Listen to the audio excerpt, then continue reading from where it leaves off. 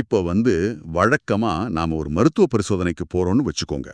அங்க ஒரு தெளிவான துல்லியம் இருக்கும்னு நாம எதிர்பார்ப்போம். ஆமா, கண்டிப்பா. இப்போ கை வலிக்குதுன்னு டாக்டர்ட்ட போனா உடனே ஒரு எக்ஸ்ரே எடுப்பாங்க. அதான். அந்த எக்ஸ்ரே படத்துல உள்ள ஒரு வெள்ளை கோட்டை காட்டி, இதோ இங்க தான் எலும்புல விரிசல் இருக்கு, இதுதான் பிரச்சனைன்னு ரொம்ப ஈஸியா சொல்லிருவாங்க. ஆமா, அது ஒரு நிம்மதிய கொடுக்கும் இல்லையா? ஏன்னா பிரச்சனை கண்ணுக்கு தெரியுது, அத சரி பண்ண முடியுங்கிற ஒரு நம்பிக்கை வந்துரும். ஆனா பாத்தீங்கன்னா, இந்த மனித மனம், விழிப்புணர்வு, இல்லனா நம்மளோட ஒட்டுமொத்த உளவியல்னு வரும்போது, இந்த எக்ஸ்ரே மிஷின்லாம் சுத்தமா வேலைக்கே ஆகாது. பிரச்சனை எங்க இருக்குன்னு சுட்டி காட்ட எந்த ஒரு படமும் நம்மகிட்ட இல்ல. அது 100க்கு 100 உண்மை. ஏன்னா மனம் தொட்டு பார்க்கக்கூடிய ஒரு உறுப்பு கிடையாது. அது முழுசாவே ஒரு சிக்கலான, நெறைய மர்மங்கள் இருக்கிற ஒரு உளவியல் தளம். அதனால தான் மனசோட பிரச்சனைகள ஒரு காய்ச்சலையோ இல்ல உடைந்த எலும்பையோ குணப்படுத்துற மாதிரி அவ்வளவு ஈஸியா டீல் பண்ணிட முடியாது. சரி, விஞ்ஞான் பைரோ தந்திரா தொடர்ல இது 19வது பகுதி.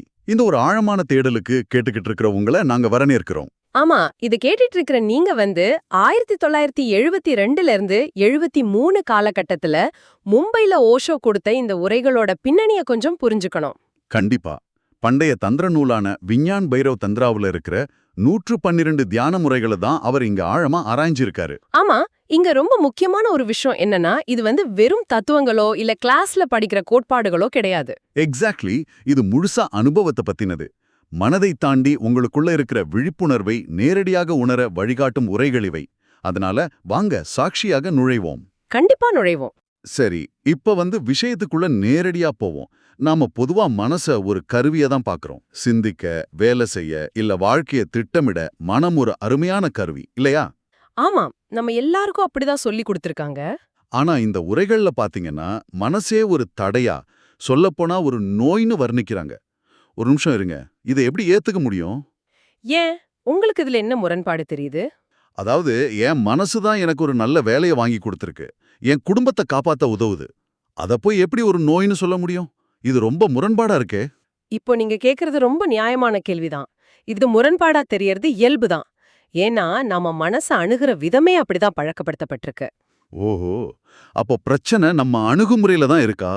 ஆமா, இங்க ரொம்ப சுவாரஸ்யமான விஷயம் என்னன்னா, மேற்கத்திய உளவியலுக்கும் கீழைக்கத்திய தத்துவங்களுக்கும் இடையில இருக்கிற ஒரு முரண்பாடு தான். இப்போ மேற்கத்திய உளவியல் எடுத்துக்கோங்க. அவங்க மனச குணப்படுத்த ட்ரை பண்றாங்க. அதாவது ஒரு தெரப்பி மாதிரி சொல்றீங்களா? அதான், ஒரு மனுஷனுக்கு மனநலம் பாதிக்கப்படும்போது அவனை திரும்பவும் சமூகத்தோட ஒன்றி போகும் ஒரு சராசரி மனிதனா மாத்துறது தான் அவங்களோட இலக்கு. ஆனா அதுக்கு மேல எதுவும் இல்லையா? இல்ல, மனதிற்கு அப்பாற்பட்ட ஏதோ ஒண்ணு இருக்குங்கிறது அவங்க நம்புறதே கிடையாது. அவங்கள பொறுத்த வரைக்கும் மூளை, மனம் இது ரெண்டும் தான் மனித இருப்போட இறுதி எல்ல. நீங்க சொல்றத கேட்கும்போது எனக்கு ஒரு உதாரணம் தோணுது. இப்போ ஒரு அறையில வெக்க ரொம்ப அதிகமா இருக்குன்னு வச்சுக்கோங்க. மேற்கத்திய சிந்தனை என்ன பண்ணும் தெரியுமா? என்ன பண்ணும்?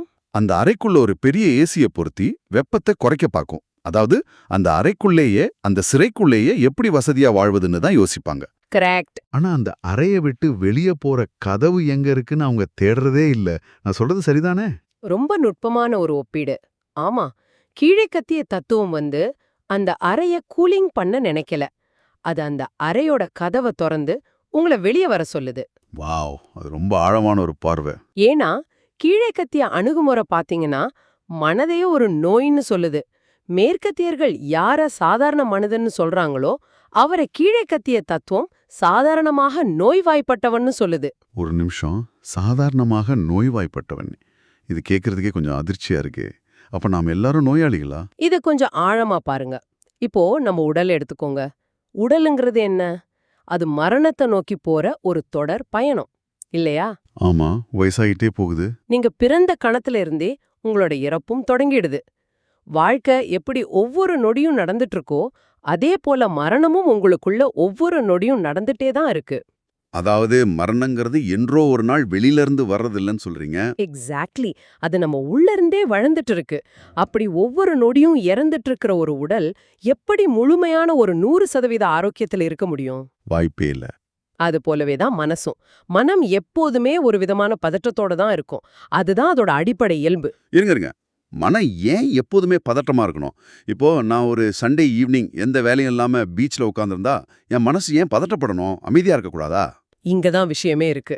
நீங்க ஒன்னு புரிஞ்சுக்கணும். மனம் ஒரு பொருள் கிடையாது. அது ஒரு தொடர் செயல்பாடு. அது எப்பவுமே பதற்றமா இருக்க 3 முக்கியமான காரணங்கள் இருக்கு. ஓஹோ, 3 காரணங்களா? என்னன்னா அது? விஷயம் மனம் ஒரு பாலம் மாதிரி.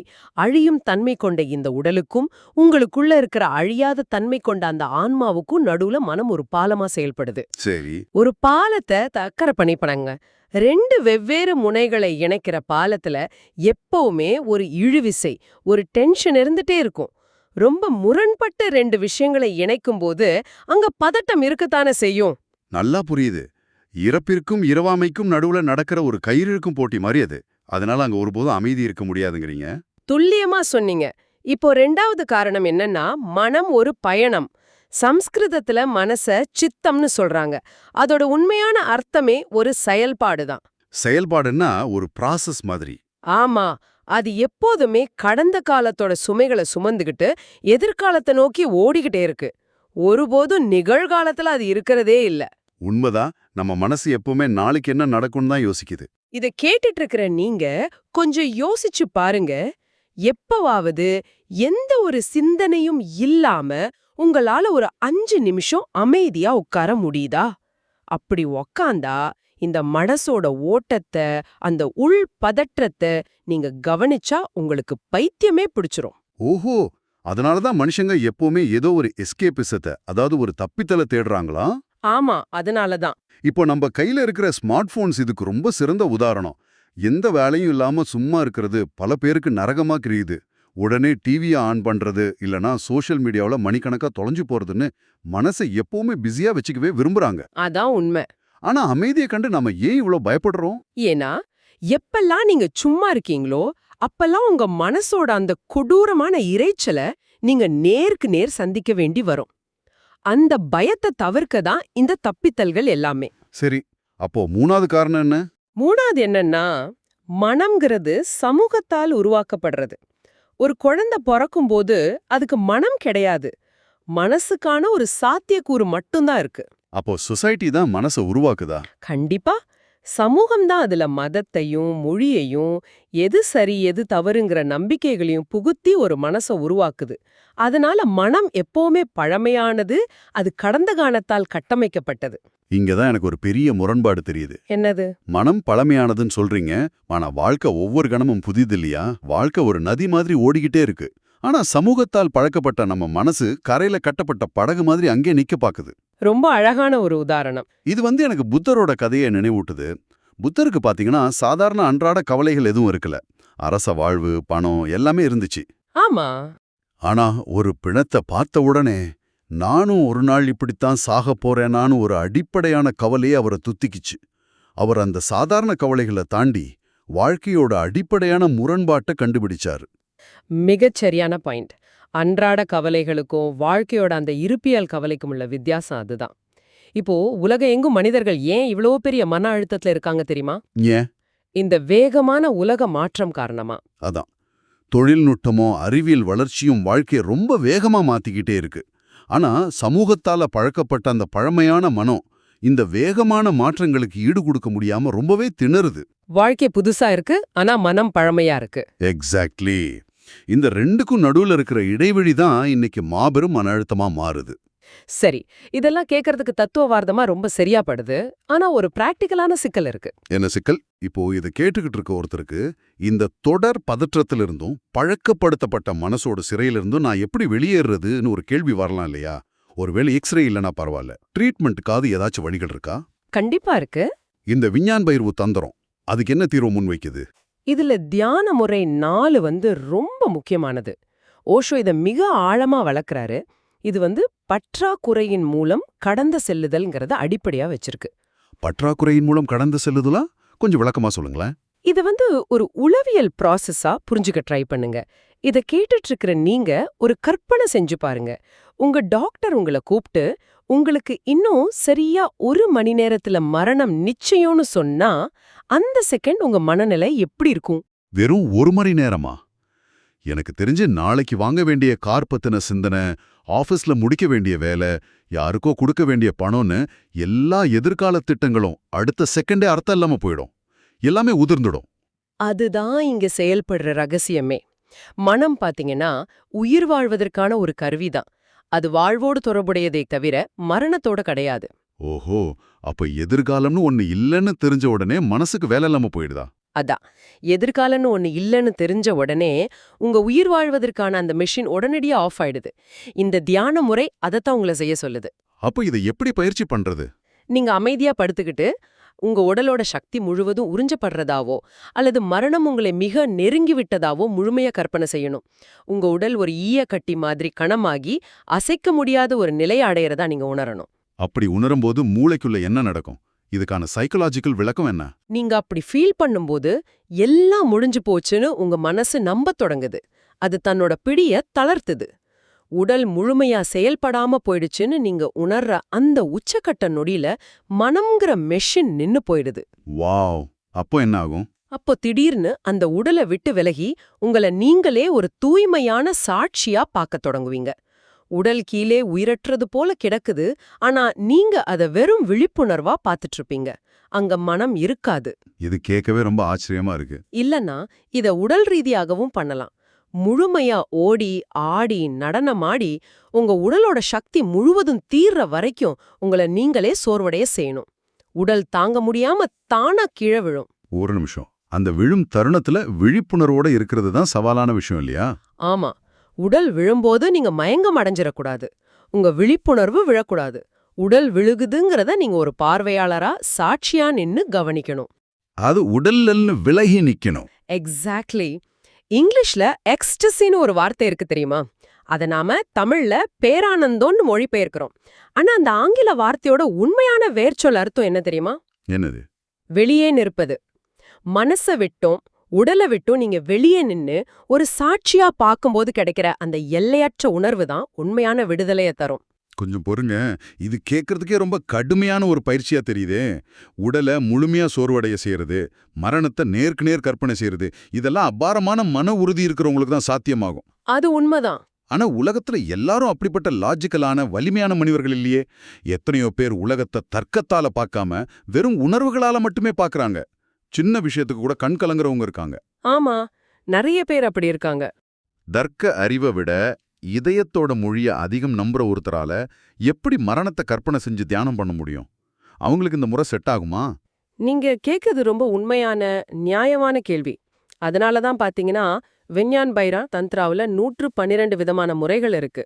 ஓஹோ, அப்போ அவங்களுக்கும் ஒரு வழி இருக்கா? கண்டிப்பா. நீங்க சொன்ன அந்த உணர்வு பூர்வமான மனிதர்களுக்காக தான் 5வது தியான முறை இருக்கு. அது பக்தியில் உறைதல். இது முந்தைய முறைக்கு அப்படியே நேர் எதிரானது. அப்படியா? இதுல மரண பயம்லாம் இல்லையா? இல்ல. அறிவுபூர்வமான எந்த கற்பனையும் உடல் சோர்வும் இதுல தேவையே இல்ல. இது முழுசாவே உணர்வுகளோட வழியா மனச கடக்கிற ஒரு ரகசிய வழி. உணர்வுகள்னு சொன்னதும் எனக்கு நம்மளோட மொழி பயன்பாடு பத்தின ஒரு சுவாரஸ்யமான விஷயம் ஞாபகத்துக்கு வருது. சொல்லுங்க. இங்கிலீஷ்ல காதலை குறிக்க ஃபாலிங் இன் லவ்னு சொல்றாங்க. அதாவது காதலில் விழுதல். ஏன் காதலில் எழுதல்னு சொல்றதே இல்ல? ரொம்ப ஆழமான கேள்வி. ஒருவேளை மூளையோட கட்டுப்பாட்டை இழந்து, லாஜிக்கை இழந்து, இதயத்தோட ஆழத்துக்குள்ள கட்டுப்பாடின்றி விழுவதையோ இல்ல தடுமாறி விழுவதையோ தான் அந்த வார்த்தை குறிக்குதோ? இந்த கட்டுப்பாட்டை இழக்கிறது தான் 5வது தியான முறையா? மொழியோட ஆழத்தை ரொம்ப அழகா பிடிச்சிட்டீங்க. அது முற்றமும் உண்மை. மூளை அல்லது அறிவு எதையுமே அவ்வளவு சீக்கிரம் நம்பாது. எப்பவுமே ஆதாரம் தேடும் இல்லையா? அதான், அது எப்பவுமே சந்தேகிக்கும். எல்லாத்துக்கும் ஆதாரங்களை தேடும். அது எப்பவுமே ஒரு கண்ட்ரோலை தன் கையில வச்சுக்கவே விரும்பும். ஆனா முழுமையான காதல் அல்லது பக்திங்கிறது எந்த ஆதாரமும் இல்லாம கட்டுப்பாடுகளை விட்டுட்டு பெரியாத ஒண்ணுல கண்மூடித்தனமா குதிக்கிறது. அங்க தர்க்கத்துக்கு வேலையே இல்ல. ஆமா, அதனாலதான் காதல்ல இருக்கிறவங்க உலகத்தோட கண்ணுக்கு பைத்தியக்காரங்களா தெரியறாங்களா என்னவோ. பேசும்போது தர்க்கமே இருக்காது. சின்ன குழந்தைங்க மாதிரி மழலை மொழியில பேசுவாங்க. அந்த மூளையோட லாஜிக் அங்க முழுசாவே காணாம போயிடுது. ஏன்னா தர்க்கம்ங்கிறது மூளையோட மொழி. ஆனா மழலைங்கிறது இதயத்தோட மொழி. பாத்தீங்களா? அவங்க ஒரு தாய்கிட்ட முதல்ல பேசின அந்த தூய்மையான தர்க்கமில்லாத உணர்வு நிலைக்கு திரும்பி போறாங்க. வாவ், காதல் உச்சமடையும் போது அது பக்தியா மாறுது. அங்கதான் நீங்க கேட்ட அந்த 5வது முறை பக்தியில் உறைதல் நடக்குது. காதல்ல நான் அப்படிங்கிற அகந்தை முற்றிலுமா கரைஞ்சு போகுது. நான் என்ன நினைக்கிறேங்கிறது முக்கியம் இல்லாம போயிடுது. அதான், நான் என்ன நினைக்கிறேன், எனக்கு என்ன வேணுங்கிறத விட நீ அப்படிங்கிற அந்த பிரியமானவர் மட்டுமே வாழ்க்கையோட மையமா மாறிடுறாங்க. இது கேட்கறதுக்கு மீராவோட கிருஷ்ண பக்தி மாதிரி இருக்கு. வரலாற்றை புரட்டி பார்த்தா கிருஷ்ணன் உண்மையிலே இருந்தாரா, அப்படி ஒரு நபர் இருந்ததுக்கான ஆதாரங்கள் இருக்கான்னு விவாதிக்கிறவங்க இன்னைக்கும் இருக்காங்க. ஆமா, நிறைய பேர் அப்படி லாஜிக் பேசுவாங்க. ஆனா மீராவை பொறுத்த வரைக்கும் அது ஒரு கேள்வியே கிடையாது இல்லையா? அவளுக்கு ஆதாரம் தேவையே படல. அதுதான் இதுல உள்ள ரொம்ப நுட்பமான விஷயமே. மீராவுக்கு கிருஷ்ணன் உடல் ரீதியா அவளுக்கு முன்னால நிக்க வேண்டிய அவசியமே இருக்கல. அவளோட பக்திக்கு எந்த தர்க்க ரீதியான ஆதாரமும் தேவைப்படல. ஆனா அவளோட அந்த முழுமையான சரணடைதல் அவள உலகத்தோட அத்தனை துன்பங்கள்ல விடுவிச்சது. எக்ஸாக்ட்லி. மாற்றம்ங்கிறது எதிரில இருக்கிற நபராலோ இல்ல பொருளாலோ வர்றது கிடையாது. அந்த மாற்றத்தை உருவாக்குறது உங்களோட முழுமையான சரணடைதல் தான். அகந்த கரையும் போது உங்க மனம்ங்கிற எல்லையே அழிஞ்சிருது. அங்க விழிப்புணர்வு மட்டுமே மிச்சம் இருக்கும். இது எனக்கு ராமகிருஷ்ண பரமஹன்சரோட கதையையும் ஞாபகப்படுத்துது. அவர் காளிக்கு உணவு படைக்கும்போது அந்த உணவு சுவையா இருக்கான்னு முதல்ல தான் சுவைச்சு பார்த்துட்டு பூக்களை முகர்ந்து பார்த்துட்டு தான் காளிக்கே வைப்பாராம். ஆமா, இத பார்த்து மத்தவங்க ரொம்ப கோவப்பட்டாங்க. ஏன்னா அது சடங்குகளுக்கு எதிரானதுன்னு நினைச்சாங்க. அதான், மத்தவங்களுக்கு அது பெரும் குற்றமா பல நூற்றாண்டுகளா பின்பற்றப்படுற சடங்குகளுக்கு எதிரானதா தெரிஞ்சுது. ஏன்னா மத்தவங்க மதத்தை மூளையால தர்க்கத்தால அணுகுனாங்க. ஆனா ராமகிருஷ்ணரை பொறுத்த வரைக்கும் அது எல்லையற்ற காதல். தன் தாய் காளிக்கு எதை கொடுத்தாலும் அது நல்லா இருக்கான்னு பார்த்துட்டு கொடுக்குற ஒரு அலாதியான குழந்தைத்தனம் அது. ஆமா, இந்த முழுமையான சரணடைதல்ல எந்த ஒரு பயமும் இல்ல, எந்த எதிர்பார்ப்பும் இல்ல. இந்த நிலையில தான் உண்மையான சுதந்திரம் இருக்கு. ஒரு நிமிஷம், சுதந்திரம்னு நீங்க சொல்றது எனக்கு கொஞ்சம் இடிக்குது. ஏன் அப்படி சொல்றீங்க? உலக பார்வையிலிருந்து பார்த்தா காதல்ல விழுந்தவங்க இல்ல பக்தியில முழுசா கரைஞ்சவங்க இன்னொருத்தருக்கு அடிமையானவங்க மாதிரி தானே தெரிவாங்க. அது எப்படி சுதந்திரம்னு சொல்றீங்க? வெளியில இருந்து பாக்குறவங்களுக்கு அது ஒரு முரண்பாடு மாதிரி, அடிமைத்தன மாதிரி தான் தோணும். ஆனா இத கேட்டுட்டு இருக்கிற நீங்க கொஞ்சம் ஆழமா யோசிச்சு பாருங்க. நீங்க ஒரு இருண்ட சிறையில அடைக்கப்பட்டிருக்கீங்க. உங்களை சுத்தி ரொம்ப வலிமையான சுவர்கள் இருக்கு. ஓகே. அங்க உங்களுக்கு ரொம்ப பிரியமான காதலியோ காதலனோ வந்துடுறாங்க. நீங்க 2 பேரும் முழுமையா ஒருத்தர் நேசிக்கிறீங்க. அந்த தருணத்துல உங்களை நீங்களே தொலைக்கிறீங்கன்னா அந்த நொடியே அந்த சிறைச்சுவர்கள் உங்களுக்கு தெரியாது. வாவ், அந்த சிறை ஒரு சொர்க்கமா மாறிடும். எக்ஸாக்ட்லி. நீங்க சுதந்திரமான வானத்துல பறக்கத் தொடங்கிடுவீங்க. உங்களோட அகந்தை, உங்களோட நான் அப்படிங்கிறது தான் உண்மையான சிறை. காதல் அந்த சுவரை உடைக்குது. பக்தி அதை முழுசா நிர்மூலமாக்குது. இத ரொம்ப அழகாகவும் தெளிவாகவும் தொகுக்குத்தீங்க. மனம்ங்கிற சிறையை விட்டு வெளியேற ஓஷோ 2 நேர் எதிரான ஆனா சமமான சக்தி வாய்ந்த வழிகளை சொல்றாரு. ஆமா, ஒன்னு மரணத்தை நேருக்கு நேர் சந்திக்கும் அளவுக்கு, உடல் முழுமையா சோர்வடையும் அளவுக்கு முழு விழிப்புணர்வோடு உடலை கடந்து ஒரு சாட்சியா மாறுறது. கரெக்ட். இன்னொன்னு எல்லையற்ற காதல்ல இல்ல பக்தியில உங்களோட அகந்தைய கரைச்சு முழுமையா சரணடைறது. இந்த 2 பாதைகளுமே கடைசியில நம்மள மனசோட எல்லைக்கு அப்பால் இருக்கிற அந்த தூய்மையான விழிப்புணர்வுக்கு கொண்டு போகுது. கண்டிப்பா. இந்த விவாதம் இத கேட்டுட்டு இருக்கிறவங்க கிட்ட ஒரு முக்கியமான கேள்வியை எழுப்புது. என்ன கேள்வி அது? கடுமையான உடல் சோர்வும் மரணத்தோட அருகாமையும் அல்லது தன்னை மறந்த அளவற்ற காதலும் மனதோட சிறைக்கதவை திறக்கும்னா கொஞ்சம் யோசிச்சு பாருங்க. உங்களோட அன்றாட வாழ்வுல வேற எந்த தீவிரமான தருணங்கள் உங்க மனம்ங்கிற தலைகளை உடைச்சு உங்களை ஒரு தூய சாட்சியா மாத்த காத்துட்டு இருக்கு? ரொம்ப அருமையான கேள்வி. ஒரு இசைய கேட்கும்போதோ, ஒரு கலைய ரசிக்கும்போதோ, இல்ல அமைதியா மழைய பார்க்கும்போதோ, எந்த செயல்ல நீங்க உங்கள முழுமையா தொலைக்க தயாரா இருக்கீங்க? அது ரொம்ப ஆழமான சிந்தனைக்கான ஒரு கேள்வி. இத கேட்டுக்கிட்டு இருக்கிற நீங்க உங்க வாழ்க்கையில அந்த தருணங்கள் எவைன்னு கொஞ்சம் சிந்திச்சு பாருங்க. இவ்வளோ நேரம் எங்களோட இந்த உரையாடலை கேட்டதுக்கு ரொம்ப நன்றி. ஆமா, ரொம்ப நன்றி. இந்த தமிழ் வாய்ஸ் ரீட்ஸ் சேனல் பார்த்தீங்கன்னா மானிட்டைசேஷன் இல்லாம தான் நடக்குது. இந்த ஆடியோ புத்தகம் உங்களுக்கு பயன் தருதுன்னு நினைச்சீங்கன்னா இந்த முயற்சி தொடர்ந்து போக உங்க ஆதரவு மிகவும் உதவும். உங்களால முடிஞ்ச சின்ன ஆதரவு கூட எங்களுக்கு பெரிய உதவிதான். கண்டிப்பா. என்னுடைய இந்த முயற்சிக்கு நன்கொடை அளிக்க விருப்பம் இருந்தா டிஸ்கிரிப்ஷன்ல கொடுக்கப்பட்டுள்ள UPI ID மூலம் நீங்க வழங்கலாம். உங்களால முடிஞ்ச அளவு போதும். அதே போல இந்த வீடியோ உங்களுக்கு பயனுள்ளதா இருந்தா சப்ஸ்கிரைப் பண்ணுங்க, மற்றவர்களுக்கும் இதை பகிர்ந்து கொள்ளுங்க. ஆமா, இந்த கருத்துக்கள் அவங்களுக்கும் தேவையாக இருக்கலாம். லைக் பண்ணுங்க, உங்க கருத்துக்களை கமெண்ட்ல பகிருங்க. மனப்பூர்வமான நன்றி. நன்றி. நிகழ்ச்சியோட தொடக்கத்துல நாம் ஒரு மருத்துவ எக்ஸ்ரேவை பத்தி பேசணும் இல்லையா? உடைந்த எலும்பை காட்டுற மாதிரி மனசோட உடைந்த பகுதிகளை காட்டுற மிஷின் உலகத்துல எங்கேயும் இல்ல. ஏன்னா சரி செய்யறதுக்கு மனம் ஒரு எலும்பு கிடையாது. அதான் நாம ஒவ்வொருவரும் தப்பிச்சு செல்வதற்கான ஒரு சிறையறை அது. அந்த மனசோட எக்ஸ்ரேவை தேடுறதை இனி நிறுத்திட்டு அறையை விட்டு வெளியேறுங்க. அடுத்த ஆழ்ந்த தேடல்ல நாம சந்திப்போம்.